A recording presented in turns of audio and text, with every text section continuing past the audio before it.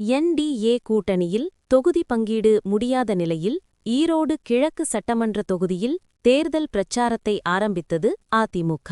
தேசிய ஜனநாயக கூட்டணியில் அதிமுக, பாஜக, தமிழ் மாநில காங்கிரஸ், அன்புமணி பாமக, அம்மா மக்கள் முன்னேற்றக் கழகம் உள்ளிட்ட பல்வேறு கட்சிகள் இணைந்துள்ளன.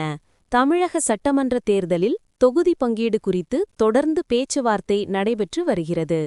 யார் யாருக்கு எத்தனை தொகுதிகள் என்று எண்ணிக்கை இறுதி செய்யப்படாத நிலையில் ஈரோட்டில் உள்ள ஈரோடு கிழக்கு சட்டமன்ற தொகுதியில் அதிமுகவினர் அக்கட்சியின் பொதுச் செயலாளர் எடப்பாடி பழனிசாமி அறிவித்துள்ள குடும்ப தலைவிகளுக்கும் மாதம் 2000 ரூபாய் வழங்கப்படும் என்றும் 5 லட்சம் மகளிருக்கு அம்மா இருசக்கர வாகனம் வாங்க 25,000 ரூபாய் மானியம் அளிக்கப்படும் என்றும் பெண்கள், ஆண்கள் என அனைவருக்கும் கட்டணமில்லா பேருந்து வசதி கிடைக்கும், அம்மா இல்ல திட்டத்தின் மூலம் அனைவருக்கும் வீடு கட்டித்தரப்படும் என்றும் 100 நாட்கள் வேலைவாய்ப்பு திட்டத்தை 150 நாட்கள் உயர்த்தப்படும் என்றும் கொடுத்த வாக்குறுதிகள் அடங்கிய துண்டறிக்கைகளை பெரியார் நகர் பகுதிச் செயலாளர் மனோகரன் தலைமையில் வீடு வீடாக சென்று வழங்கி அதிமுகவிற்கு வாக்குகள் சேகரித்தனர். இதுபோன்ற காணொளிகளை காண்பதற்கு எங்களது சேனலின் பெல் பட்டனை அழுத்தி சப்ஸ்கிரைப் செய்து எங்களுடன் இணைந்திருங்கள்.